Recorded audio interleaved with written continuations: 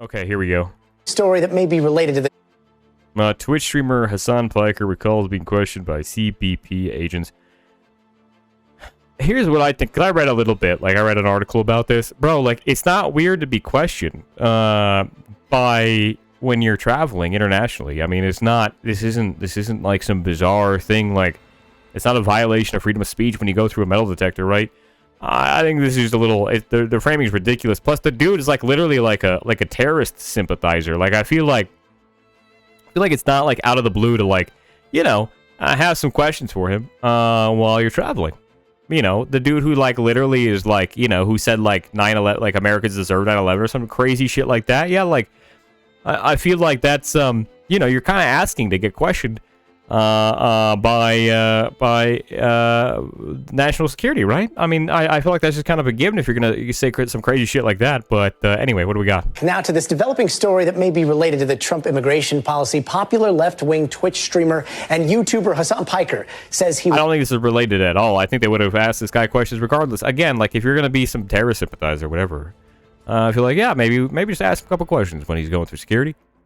Detained at a U.S. airport for hours this weekend and questioned by U.S. Customs and Border Protection about his political beliefs, specifically on Gaza and President Trump. Now, he posted about it on X, saying, quote, "It wasn't that bad, but very strange experience overall, though." And it happened with a selfie. Bro, this is not a guy who's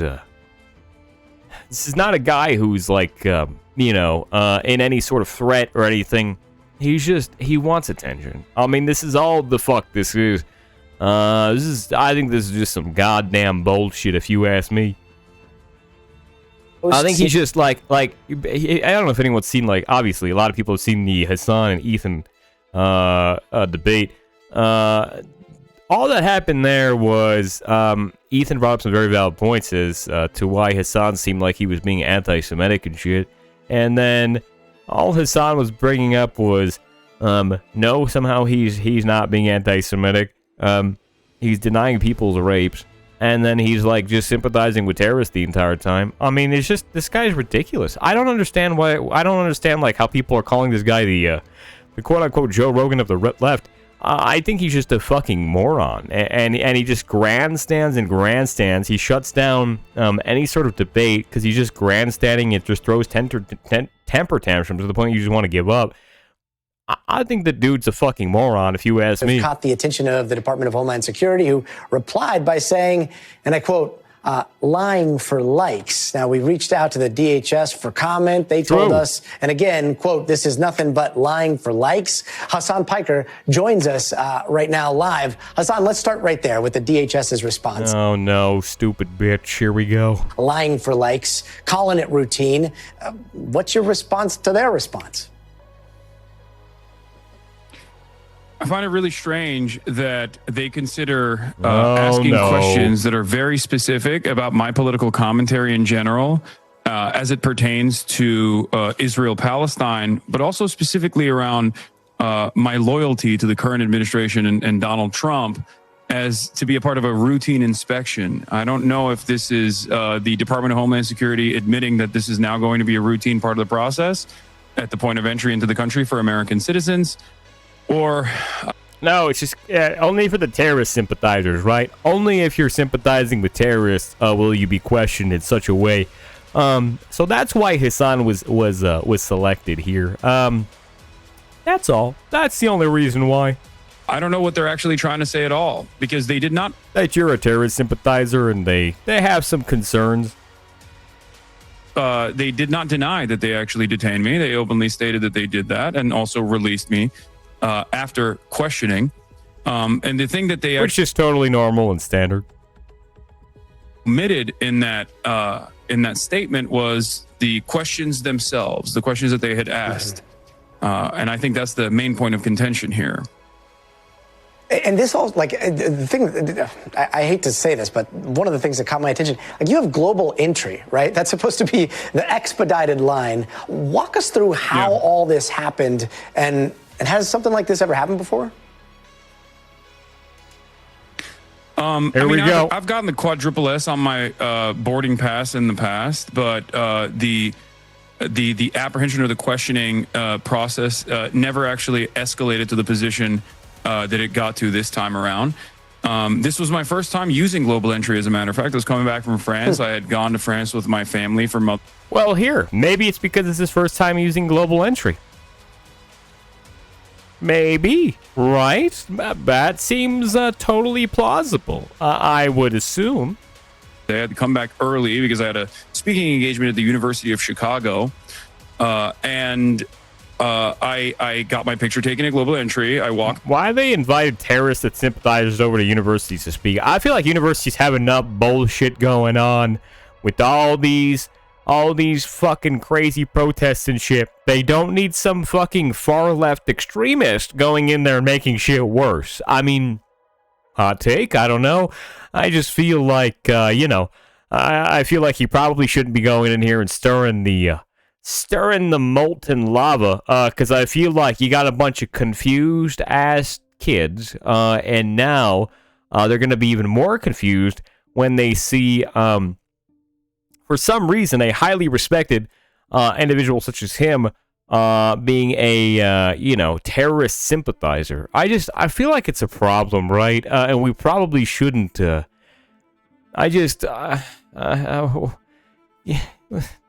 not setting their best, guys. Why can't the left find somebody that's like, good? Like, it's Biden, then it's this guy, it's Kamala Harris. Can you fucking find somebody who's sane? Can you find somebody with a fucking actual head on their shoulders and isn't just so fucking full up their ass? I mean, like, let's just take it back, right? First, the left goes for Joe Biden, right? And Joe Biden is clearly, he's reaching an age of dementia and mental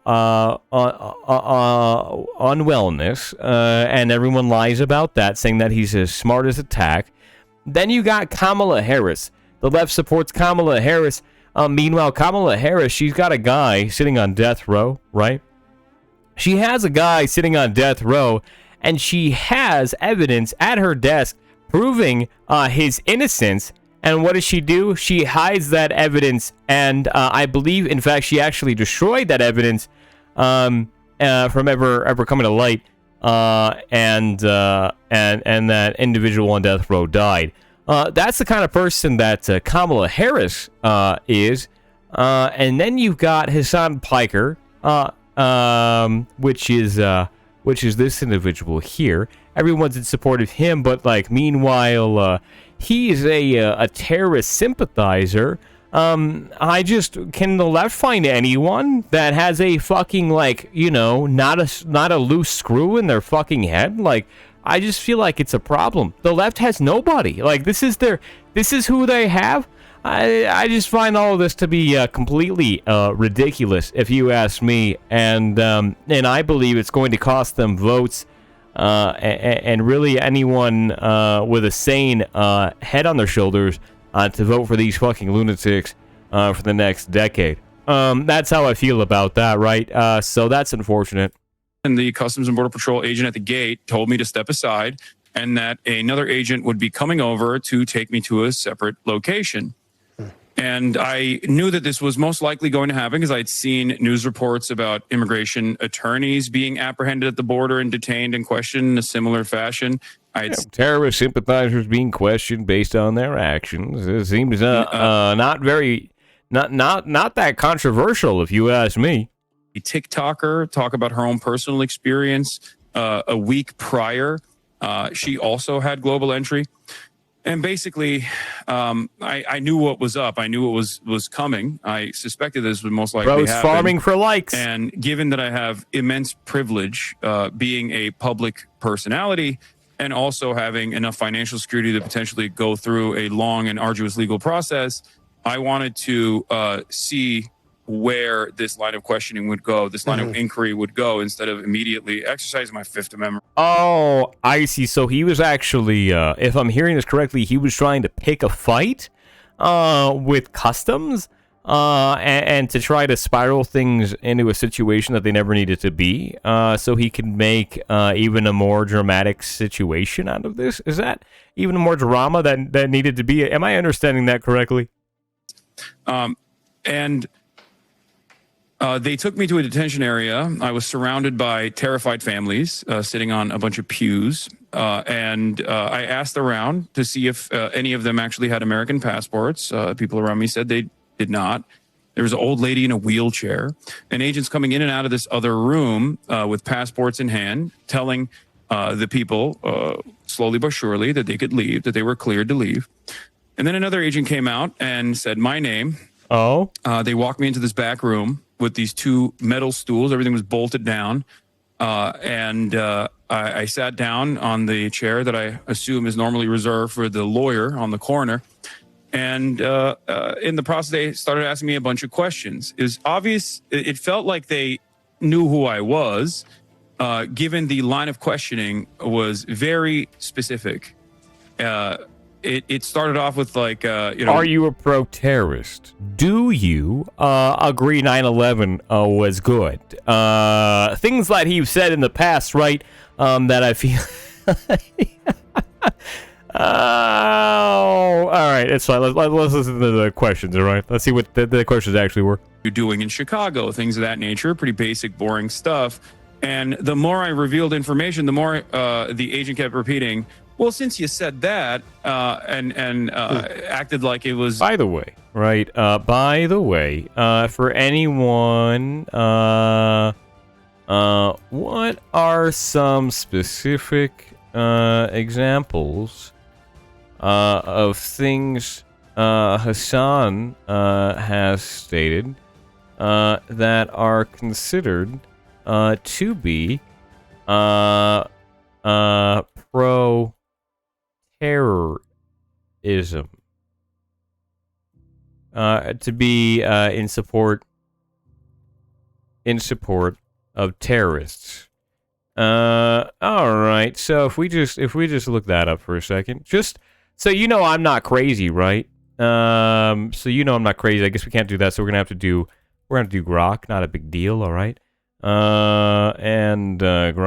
Okay. So here we go. Right. Here we go. Here we go.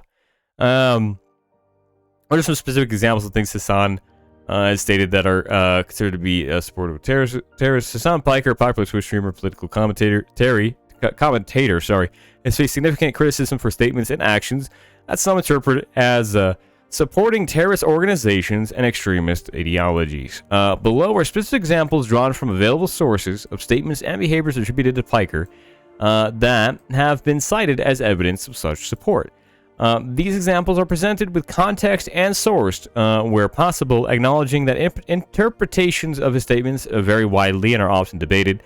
Note that Piker's defenders argue he is expressing anti-imperialist or pro-Palestinian views, while critics claim he crosses into endorsing or excusing terrorism.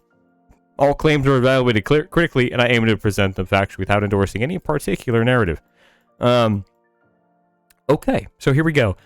And we're using Grok, by the way. I feel like, in terms of politics, I feel like Grok actually doesn't take too much of a stance either way.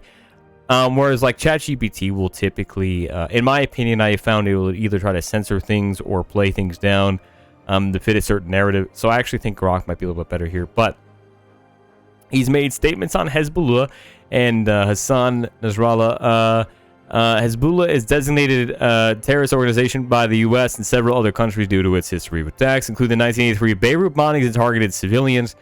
Hasan has commented on Hezbollah in the context of Middle Eastern conflicts, particularly the Israel-Hezbollah conflict. Specific statements.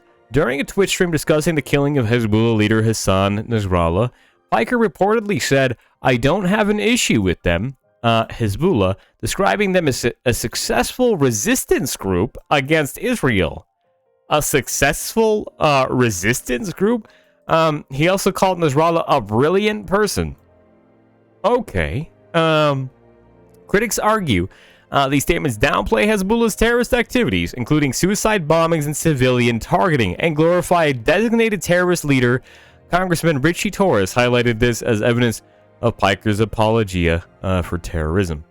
And then in Piker's defense, Piker has compared Hezbollah's designation as a terrorist group to Nelson Mandela's similar designation by the U.S. till 2008, suggested such labels can be politically motivated.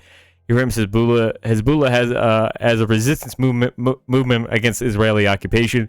I think that defense is fucking just, I don't know, mentally corrupt, if you ask me. Support for Houthi actions. The Houthis, an Iran-backed group in Yemen, which we recently bombed the fuck out of, are designated a terrorist organization by the U.S. For actions like hijacking ships, blocking aid, and attacking civilians. Hasan has discussed their activities, particularly their seizure of the Galaxy leadership in the year 2023, which was just 2 years ago. Hasan interviewed a Houthi member, Rashid, on his Twitch stream, where Rashid expressed solidarity with Palestine. Piker's translator noted Rashid's support for Palestine and described him as someone who likes adventures and looks forward to bigger and better things. Piker responded positively, saying respect to Rashid's dismissal of critics, calling him a terrorist. Piker played Houthi propaganda videos on stream and praised their actions, such as seizing ships. So he's praising terrorism, which is seizing ships, comparing them to anime characters, and framing their piracy as a form of resistance against Western Israeli interests. These actions are cited as Hasan broadcasting terrorist propaganda and normalizing Houthi violence, including hostage-taking and piracy, which violate international law. Fox News and other sources claim this glorifies a group responsible for human rights abuses. And Piker's defense, Piker has argued his focus is on the Houthi stated goal of supporting Palestinians, not endorsing their broader actions. He emphasizes solidarity with the oppressed groups over condemning specific tactics. This is ridiculous. It's not supporting Palestinians if you're participating in terrorism. That's just fucking ridiculous. Comments on October 7, 2023. October 7, 2023, Hamas, the U.S. designated terrorist organization, attacked Israel, killing over 1,163 people, including civilians, and committing atrocities like mass rape, which, of course, as we know, his son will deny, and hostage-taking. Piker's response to the attack has been heavily scrutinized. He downplayed the severity of the attack. Yeah, absolutely he did. Portraying Hamas as resistance fighters was bullshit rather than terrorists, which they are. And also, I don't know if it's listing here, but also proclaiming that mass rape somehow didn't happen, which, as we all know, is bullshit. Remarks on 9/11 anti-American sentiment. Piker's comments on historical terrorist attacks, particularly 9/11, have been used to argue he sympathizes with anti-American terrorist ideologies. Yes, he does. He absolutely does. In 2019 stream, Piker said, America deserved 9/11. Bro, that's... I mean, in no way can you justify saying this. That's never an okay statement to make, period. Anytime that you're saying that anyone deserved a terrorist attack, is bullshit. All right. Innocent civilians being killed. That's just that. In no world is that okay. So I mean, you look at statements from a guy like Hasan, right?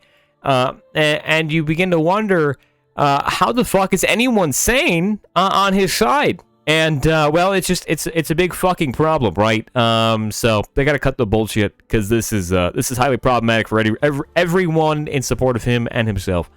And honestly, I'm pretty surprised that Hasan still has a place on Twitch, given the amount of bullshit that he spews in terms of being pro-terrorist on a day-to-day basis.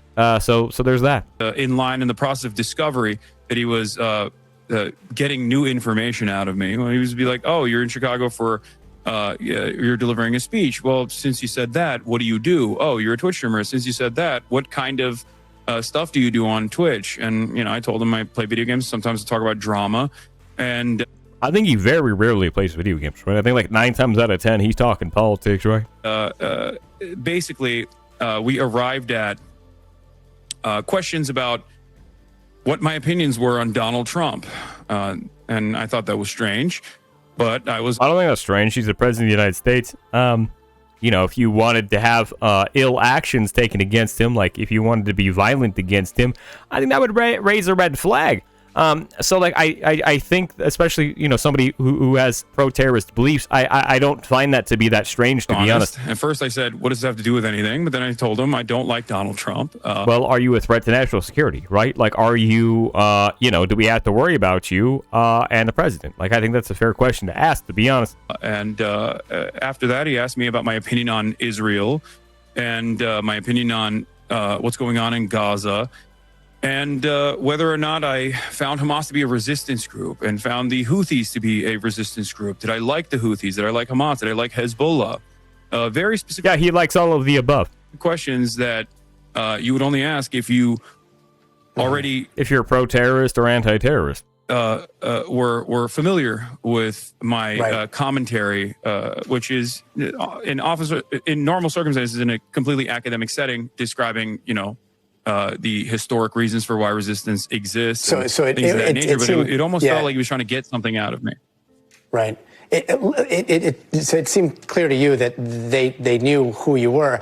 Real quick, last question here. What do you think would have happened if you weren't a citizen? Well, they deport you. What kind of a question is that? Because you can't be here illegally. What the fuck?